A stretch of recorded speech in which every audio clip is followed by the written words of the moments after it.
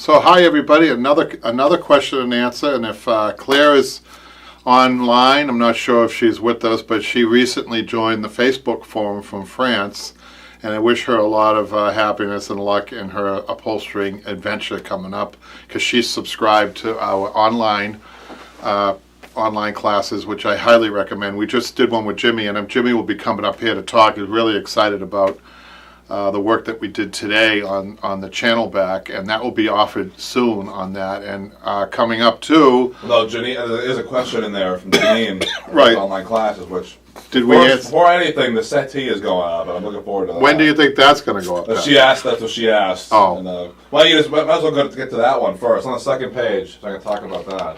So, as you know, you guys, we've been promising that, but we might film a class, but the editing that has to go along with it is really important, because it just streamlines your viewing, and that takes as long as the filming, I think. I think it's a matching 1 hour film is 1 hour editing. I'm not sure if Patrick agrees with that, but yeah, her comment's up. It's on the first page. So let's look at Janine's comment first. She says, great question and answer last week, as always. Thank you, Janine. When will Jimmy's French sofa be up on the online classes? I can't wait, thanks. So we just started getting all the footage organized. Yeah. We have it set up. Now Michaela needs to go through and edit it. So that's why I'm thinking between Thanksgiving and Christmas. That's what I'm thinking it'll be up. Around the holidays. It'll be like a holiday special class. And good. And 23 classes long. Wow. So we're either going to put them merge them into longer classes, or just release them in 23 weeks, but that might be tough for people. That's unbelievable, but I think that well worth it. You guys keep subscribing to that yearly subscription for that class, and of course the YouTube, if you're a YouTube viewer, those classes are great. We've worked a lot on those. I want to mention too on the YouTube, we recently got 16,000. I'm not sure if we announced that last week. We might have, but. Yeah. I wanted to make a comment about that. Those are hard-earned, I think. I really do believe those are hard-earned subscriptions. I mean, we're not doing anything like upholstering a chair with jumping out of an airplane to get these sensational videos that everybody wants to click and see another one. And, we're not doing anything like that. Once in a while, we do something a little different, and I want to talk about that too in a moment. We filmed one we haven't done this in a while, Treasures of Upholstery, and we've done a few of those. They're fun. We haven't found anything of monetary value, but I think what we have found in sentimental value was really good on those past shows. So if you want to look at those, they're called Treasures of Upholstery. On the YouTube channel, we've had many videos over many years, so keep that in mind. You might come across an old one where we've not ever taken one down that we did, and there's a couple there that due to the fabric, due to the energy level, it might not have been perfect. It might have been a mistake here and there in filming, but we kept them. At one point we were talking about taking them away and making us look better, but that's not the idea anyhow, right? I mean, we all struggle, and you could ask when Jimmy comes up here, we'll talk a little bit about just how hard these arms were for him to do. There's a lot of steps in these arms here, and of course the back.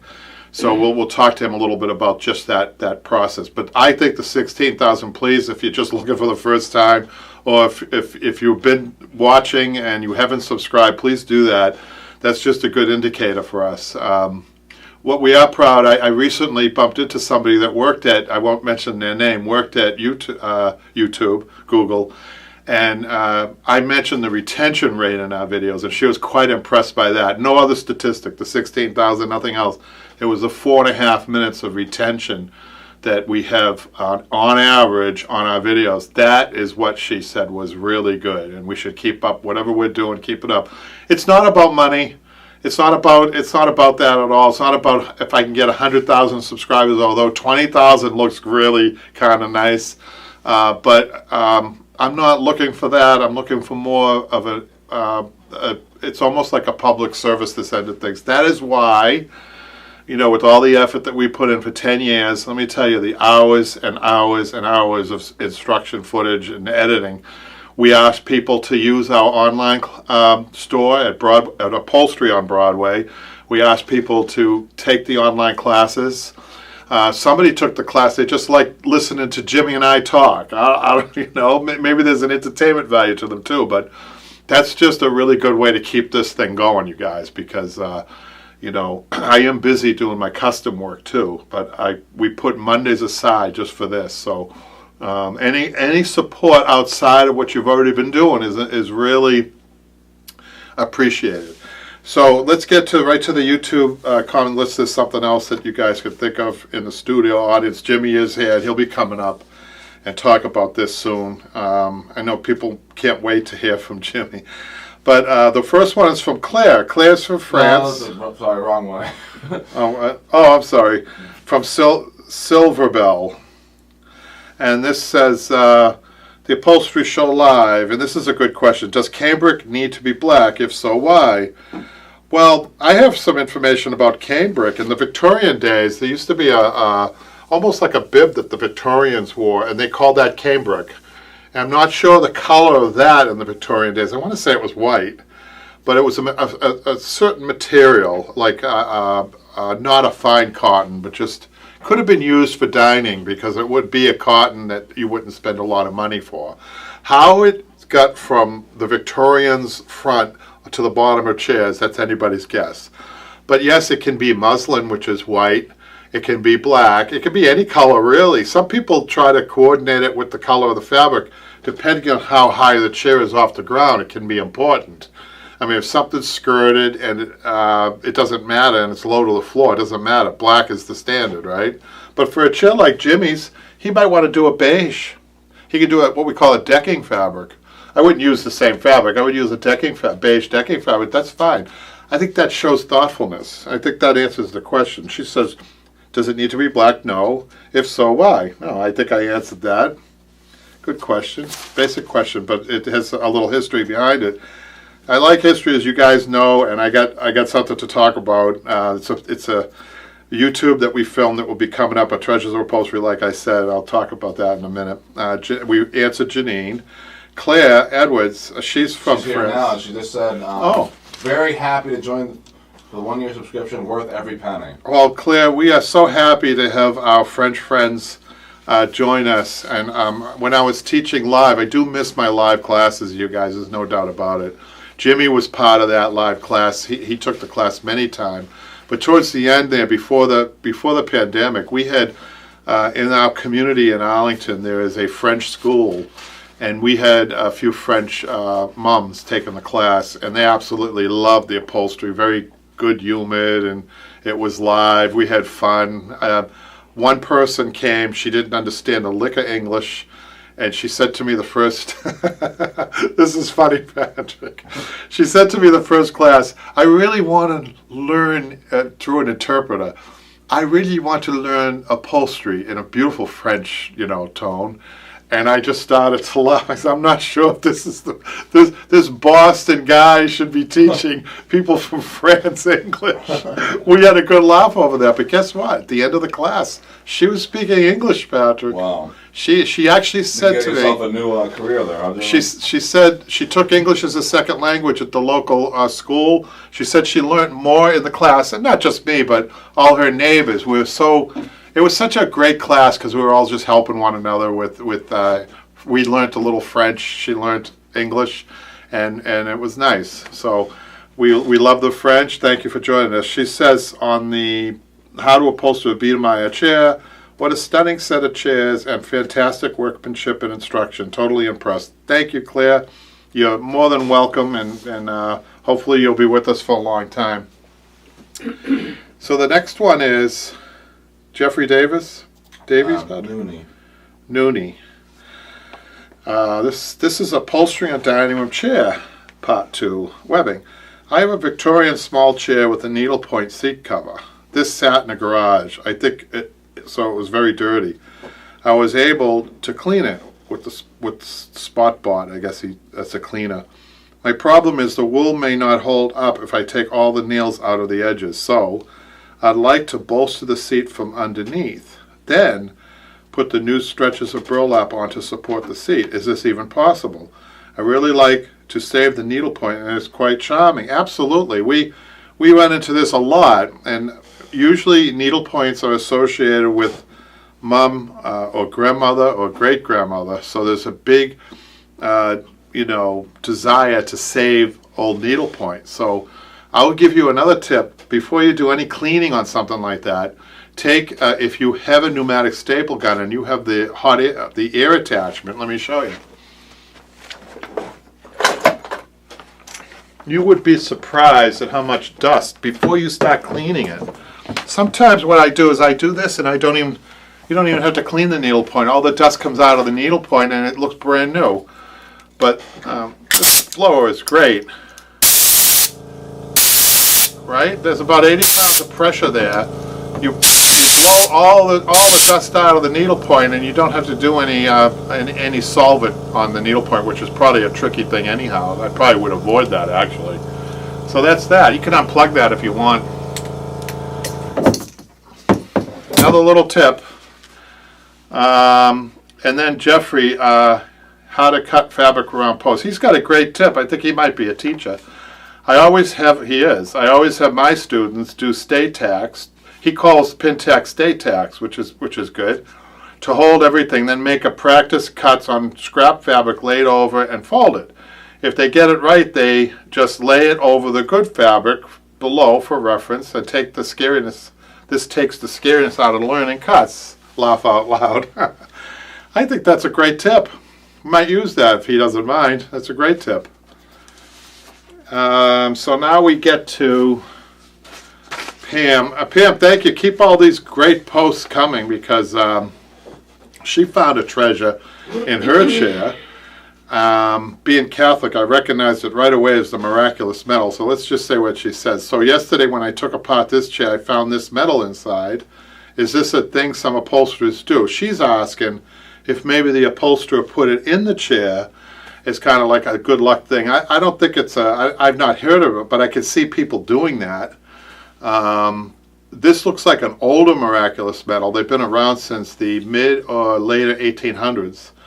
So she does have a treasure there, and I think it's wonderful that she found that. It's the only thing she found in that. Sometimes you only find one thing in something, and she found something nice. So I'm glad, thank you for posting that. And if you guys out there in the Facebook land have found things in chairs that you want to share, that would be great.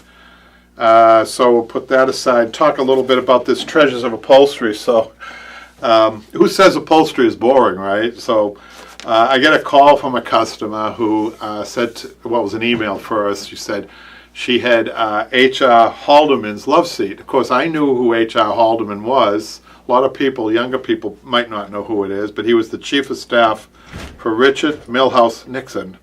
So that was relatively, I believe, a new position back then, and he was the firewall between everybody, the press and everybody, and Nixon. So he was you call him a personal secretary, if you will, but chief of staff was his title.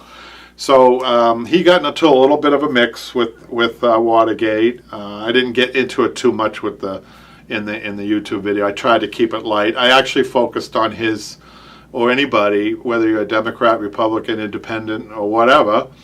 Anybody, it's public service. It's civic duty. It's in his case, he was a Navy veteran, and I'm not. You probably seen me. You don't know where I fall politically. That's probably the way I like it.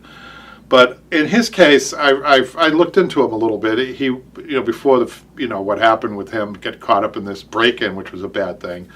But he was a Navy veteran. He was a top-notch lawyer. Did he need to go into public service? Probably not, but he did. And I think a lot of us should remember that anybody in public service, whether it be today or in the 70s or even in Victorian times and before, in any country, isn't it mostly unselfish? I guess I think most of these people are very bright. I think they could do quite well in public service. I mean, especially the higher ups, let's say. So let's give them some credit, even though, and forgiveness maybe perhaps, that they had some missteps along the way. So I tried to keep it light, but what was interesting is Nixon had an 18.5-minute gap in tapes that people say was erased or cut out or spliced or whatever. And so I think the premise was that, and we had a little fun, you know, we had the lights off when we were coming in and, you know, make it look mysterious. You guys will see it. But I never expect to find anything in these treasures of upholstery. It would be great if you find a Rolex watch or something like that, which, by the way, goes back to the client always. And that's good for you guys to remember that. It's I always talk about, before I get on to H.R. Haldeman, what we found about the 2 Rolex watches and the gold coin. And it was a very expensive gold coin because it was celebrating a commemorative coin of the first year of the United Nations. So it was solid gold. It was heavy. I mean, it was big too. So in other words, those 3 items were very valuable monetarily. So what I did was, it was through a designer. I actually took an envelope like I did with what I found in the H.R. Haldeman, which I'll get to, and put the date, sealed it, put the date I found the items and the time, and handed it back to the designer. Whether or not she handed it back to the client, that's not my business. If she did, that would be the right thing to do. If she didn't, I know I slept good that night. And I could talk about that. That was probably 25 years ago.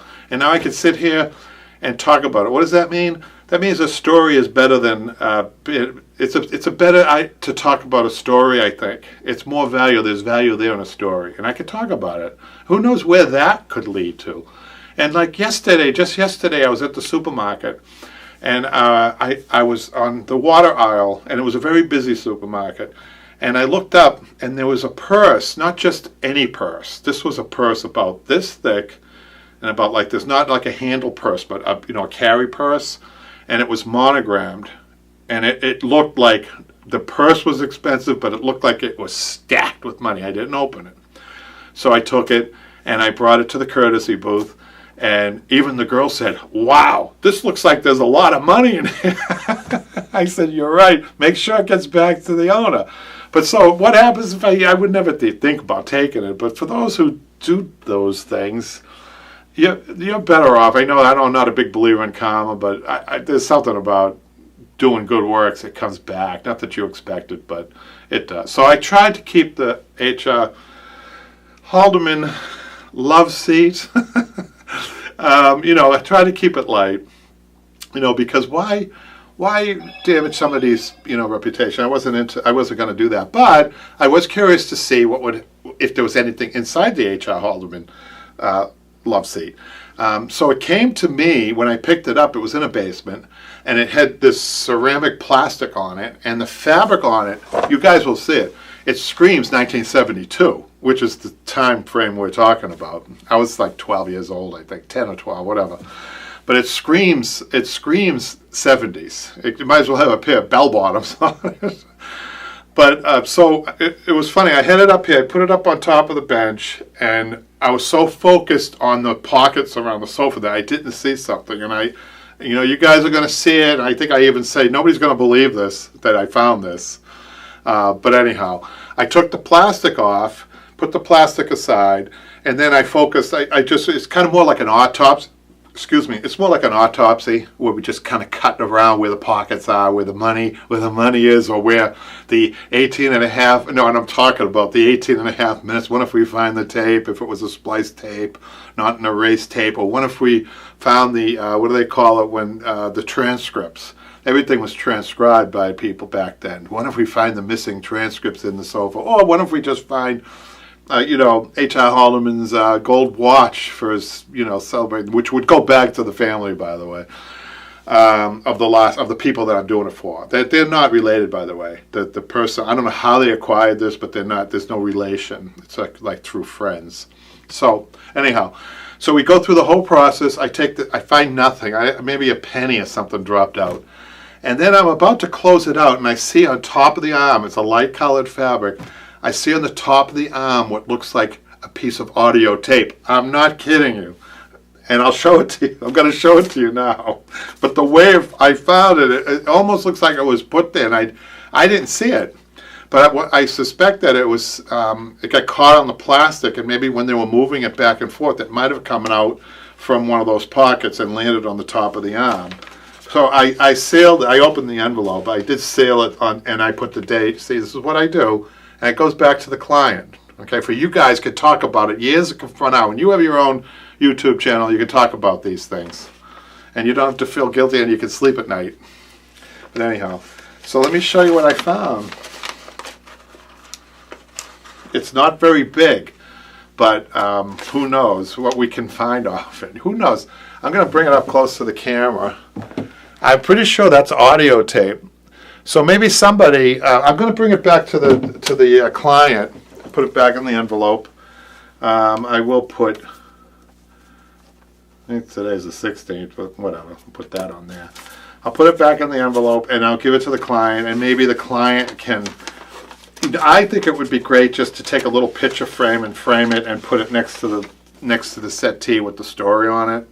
Because stories, I was involved in a huge story, maybe you guys know, but it was a huge story. It was a worldwide story, and I'll never forget, I asked somebody, what do you think the value of the object that I was looking for? And they said, we don't know what the value of that is, but the story's priceless. And I'll never forget that, in a good way. It was a good story. It was the story itself is priceless. So there you go. So maybe this is one of those priceless stories. Let's just seal this up again and talk a little bit now. People are liking the segment that we do with the estimates. I think Janine made a comment about that. By the way, if you have a comment on the H.R. Haldeman, Patrick stepped out of the room, so I'm not sure where he is. Jimmy, do you think you can read to see if there are any comments right now on that? Oh, the comments, Kevin. Would you take a look? I just want to catch up on those before I go on to the next thing, if there are. No, I'm not seeing anything right now. Okay. I think. So let's get to, for all of you guys who are, and we have a few people who are doing their, opening up businesses, and some people are into it more than others, into their businesses, I mean. Some people might be just starting out. I think this has been really informative for people, that, to give them a little bit of the banter back and forth between clients and me, and so on. We have actually a comment. That's us live on YouTube. That's us. That's Patrick.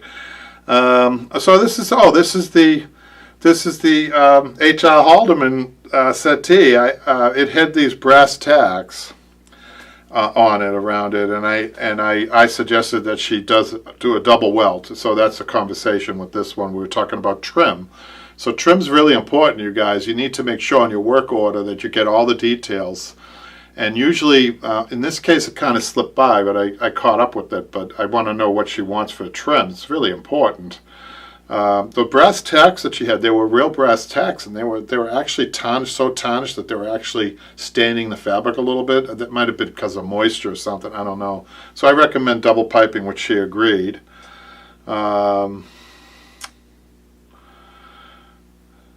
So I want to show you this. Some jobs are better off not getting.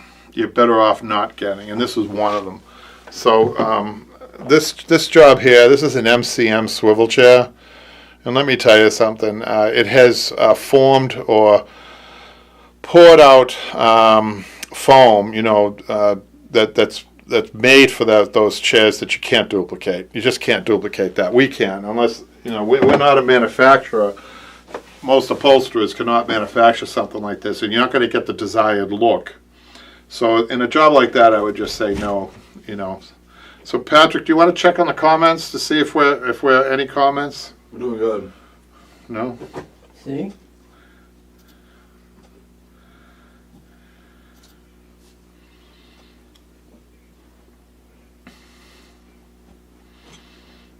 Okay, so here's an interesting thing. So this is a customer asking about a swivel bucket chair, and this is something that we will do, but with the knowledge, you see the back on that. A lot of people think that their backs get loose or wrinkled over time, and they may expect that you're going to be able to take all the wrinkles out.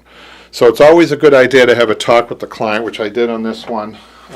We charged $1,100 for this. That's a lot of work, and also with that, depending on the fabric, you may or may not have as wrinkled as that is. That's a heavy velvet that was on there, which might not be a great fabric to use.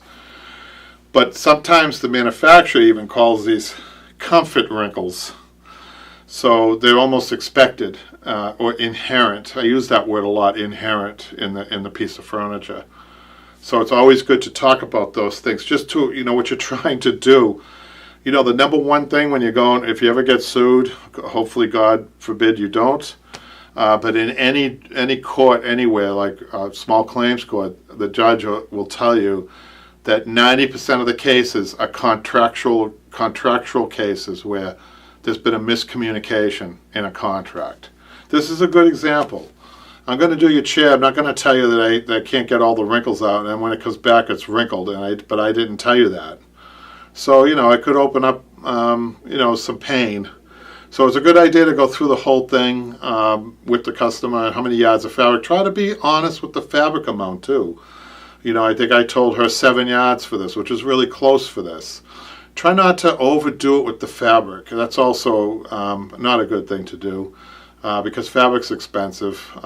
You should know your business enough to know, how many yards of fabric. And we've given YouTube videos on that. So if it's the first time watching this, our YouTube library has grown quite. I'm tired just thinking about it. But we have tips on how to estimate yardage. We have tips on how to price things depending on where you are in the country. We got a call from last week. Was interesting. I got an email from a guy who's in North Carolina, and there's a lot of upholstery shops. How do I stand out? And I told him, so do something different. Teach a class, become an authority, become the teacher, become the professor, become the master, become somebody that's a little different. Do something like, recover H.R. Haldeman's, settee. Do things like that to not all that stuff helps. And call your local paper up if you're going to do something different and say, come on in, would you do a story on me, because I got this interesting chair or story to tell you. And usually reporters spell a good story. If you have a good story, they'll do it, things like that. The one thing I did mention, this is the voice of experience. When I was growing up in the business, when I was 18, I started, which was late. We had a place nearby us where there were a dozen upholsterers. I think he said there were like 5 or 6. And they were all struggling, all wanting each other's business and doing things to become, one would do automobile upholstery, the other one would do just commercial work, one would do residential. One said, I can do residential, commercial, and auto. So who do you think was the busier one there if he was good? So there you go. I hope that he got tips from that, and maybe we'll pursue it. I've been telling people forever. The pandemic hit. Before the pandemic, we started talking about teaching upholstery, and that's why we have a kit. We have a teacher's kit. I call it a teacher's kit, but it's anybody can buy it. But a teacher would be, if you're interested in this, you guys, you could teach 12 people at a time with this kit. And really, these adult education classes, which I think are starting up again, which thank God, because for the mental health of everybody, I think we need them. Starting up again, I think some of them are offering $25 or $30 an hour. That's a pretty good pay. But of course, it's all based on your performance, and if you can get people in. I can tell you that upholstery is a very popular adult ed activity. So I would encourage anybody, and if you have any questions about that, feel free to contact me through this show. Usually is the best way to do it, or YouTube on some of those videos I have, and that's fine. So let's go on to another one. So that was that one. That was interesting. That bucket chair. I don't get all these, you guys. I spent a lot of time, giving estimates. So we got one here, reupholstery for a 10-year-old 82-inch mid-century modern style couch. Also, if you folks can replace the 2 large foam cushions, I'd like to do that as well. They're getting a bit flat. Well, this is just right up my alley. This is what I like to do, and you can see this is a really interesting, nice-looking mid-century sofa. See that curve down at the bottom there? Isn't that nice? And the buttons are in the back. That's just done exquisitely, really well done. I wouldn't do anything to change that. So let's see what I wrote back. It sounds great. Let's back up a little bit. I quoted $2,100 labor, you guys, and $150 each for the cushion. You guys are probably going, wow, that's a lot of money. But this looks like it needs to be stripped down. This is a restoration, you guys. It's in that age. 10 years it might need it. So that reflects that. And the new foam cushioning adds $300 to that, plus the fabric. I think this might be a job, so hopefully I'll get that. Rents in Boston, I'll tell you, they're expensive. It's expensive to conduct business in the Boston area, and it keeps getting more expensive every day. So you might think that's if you're out in the Midwest or down south, you might think, wow, that's a lot of money. But when you think about the cost of living in this area, it makes sense. And of course, the incomes in this area are higher than other places, so that's another consideration. So if you're in North Carolina and you're going, wow, if I can get $2,100 for a sofa, you may not be able to, based on it's an average, really, an average income. It's based on years in business. There's so many factors to when you can to get that, and that's not even top dollar, you guys. Not top dollar at all in the Boston area. So let's go on to another one that might be interesting. Okay, it's a window seat. Hi, I have a window seat that needs to be reupholstered. It is a triangular shape, about 4 inches thick, and it has a hardboard bottom on the larger side. It is 106 inches long. Wow. By about 35 inches. The upholstery is old, faded, and not much match the house. I'm happy to provide some renderings, which I don't need. I only needed the instructions on it. And so on something like this, I said it would be $875 labor for this, not including new foam. Plus, because foam, you guys don't get caught on your foam. It's going up and up and up. And I just hope that we don't have another shortage like we did. So, so we have the plus 8 yards of fabric on that job. Another thing that I want to announce, and I'm not sure if I mentioned this, I'm no longer doing custom zone material at my shop. I think I might have mentioned it because I think Randy made a comment. If Randy's watching, is Randy on there, Jimmy? Patrick stepped out for a minute. You see Randy? No, I have to see where. I'm not the audiovisual person here. My union card ran out. That's okay. So, Patrick can take over. Patrick, is Randy on there? I'm not sure. I don't think so. Not many comments. So, I think Randy mentioned, what was I guess I lost my train. Oh, foam. So foam, there's been shortages, at least one, where I couldn't get foam, and it just keeps going up and up and up. So be careful. Always monitor your foam, what they're charging you for your foam, so that unfortunately you have to pass that on to your customers. So, boy, how long have we been going now, Patrick? What are you talking about? How long has this been? Oh, this one? Yeah. I think it us. It's 11 years. No. How long is the question and answer? 30 minutes. All right, I'll go ahead and do a couple of more of these. Any questions or comments? No. Let's see. We got a supply. This is what I meant when I was talking a little bit about a way to support us. I really appreciate it. Is through our website where we special customize orders and we can ship them out to anywhere. Of course, shipping is expensive too, but anywhere in this country anyhow. And this is an order we got for a 4-inch foam seat cushion, and that's going off to, that's a local pickup. So, meaning that they don't get charged shipping. So we are finding ways of trying to get around shipping. It's tough though. That's tough. The local pickup's always better because that's free. But like I said, we do. We ship out to California. We ship out down to Texas and places like that. Let's see. Oh, and we had a digital purchase, Patrick. What is a digital purchase? That must have been the kit. The kit and a digital, not the kit. She just bought the digital. Yes, the video. The video. Video and book. So we should tell you that's available, you guys, the fundamentals of upholstery. And that's the kit that we were just talking about. Patrick wasn't here, but we were talking about that. That would be a great teacher's guide if you ever want to teach an adult ed. And she said she enjoyed it perfectly, Patrick. She already made a comment about that.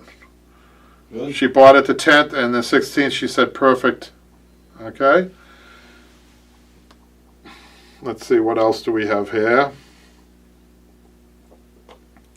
I think that's it. I think what I want is Jimmy to come up and talk a little bit, and about this because we did a lot of work today with Jimmy. Oh, God, you guys exhaust me. Oh, so much work. He's exhausted. Took a lot out of you, huh? Oh, well, I didn't stop. I came right from work. Jimmy, why don't you talk about what you did today, which was... Well, let me have the camera for a few minutes. What do you want? Yeah, I will. Well, what we did today, let me get this off. This is just for props. Rita says a wingback chair here in rural upstate New York costs $900 max, and that is labor and materials. Wow, that's not too bad. So anyway, what we did, we trimmed out the sides here. We did the inside arms today, and it was quite the cutting experience, needless to say. What we did was we shaped it up, we pulled into some of the fabric, stapled it all, and in the meantime what we did, Kevin did, was to keep the fabric straightened away here in the back, so we stapled both sides, and in the meantime pulls the fabric underneath here, and then we ended up trimming. Kevin was given quite the lesson with regard to trimming up and making sure that the fabric was meeting the woodworking, because on the side, as you can see, you have it it shapes out a little bit, and then you have the top of the handle here. But hopefully, I think next week we are going to put up, I believe we're going to be doing this next. The channel backs, I believe we're going to be using this. And we will be hopefully finishing up in the next 2 weeks or so, I believe. Yeah. Yeah. I'm just going to jump in here. And, Yeah. Today, my thoughts about today were that sometimes I forget, because we get so mechanical in what we do, and we've been doing it for a long time, you guys, that we forget the steps, that our hands almost are dancing and working by themselves sometimes. But when Jimmy was working on this today, I really had to slow down and really give it to him and break down steps. Yeah. What it means is that if you're taking the online classes, it should be an exciting thing for you to realize that an apprenticeship program, they're non-existent today, as far as I know. This is the closest you're going to get to a breakdown like what we do. I've seen other videos, I've seen other people, and I'm not saying anything negative. Everybody's working hard trying to do their own thing, which is fine. But a lot of times they don't break it down. They forget how much they know that's not getting translated. And I know this because on the YouTube videos I've done that. I've gone so mechanical that, I'm cutting out 1, 2, 3, 4, 5, up to 10 steps, believe it or not. So when we broke this down, let me break it down for people, just to know. So we had the cotton on we put the cotton on the arms because it was foam. We had foam and cotton. We won't get into that, but just the fabric we're talking about, right? So I had Jimmy line up his stripes. We even measured it to make sure the flower was in the center there. He pulled it over, and first he got 3 pin tacks underneath the arm over there. Pin tacks, halfway in tack. Then he pulled it through, and he got 1 tack out to the outside arm. And then what he did was we cut the bottom pieces. The first cut here, and the second cut, which was a series of 3 cuts just on the bottom. He pulled back and forth, 1 tack in the back, 1 tack in the front. And then that allowed him to finish tacking the bottom down here to the outside, the inside arm to the outside.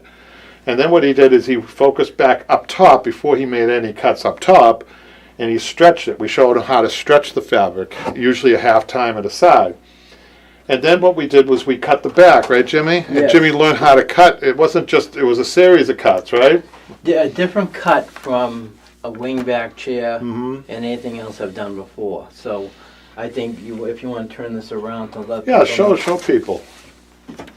because this is just a little, because you already have, when you cut the fabric and you think, oh, we're going to try to put it through, you already, what you have here. We didn't really have a pull through there, and we did that on purpose because there's a channel back.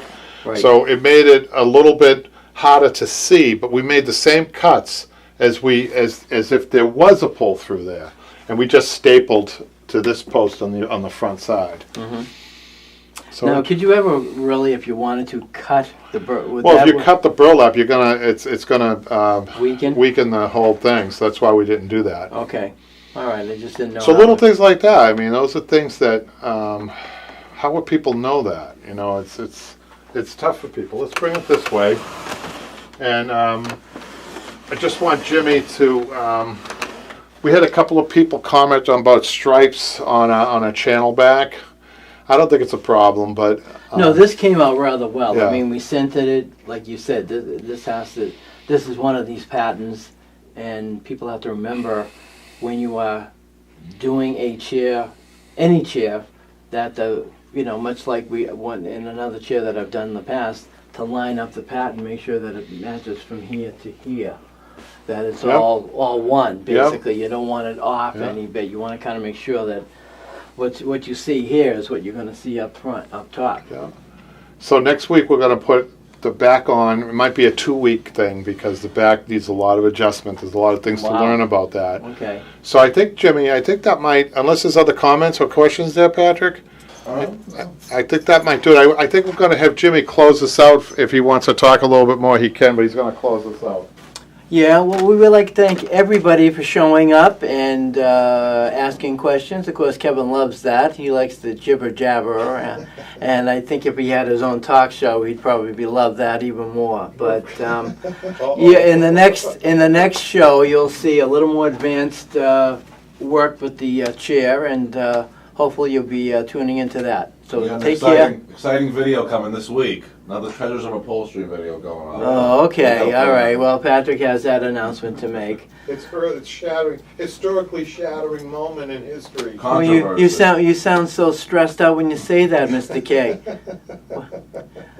So anyway, everyone, have a good week and take care. Thanks, everyone. Thanks, everyone. Thanks, Jimmy. Yep.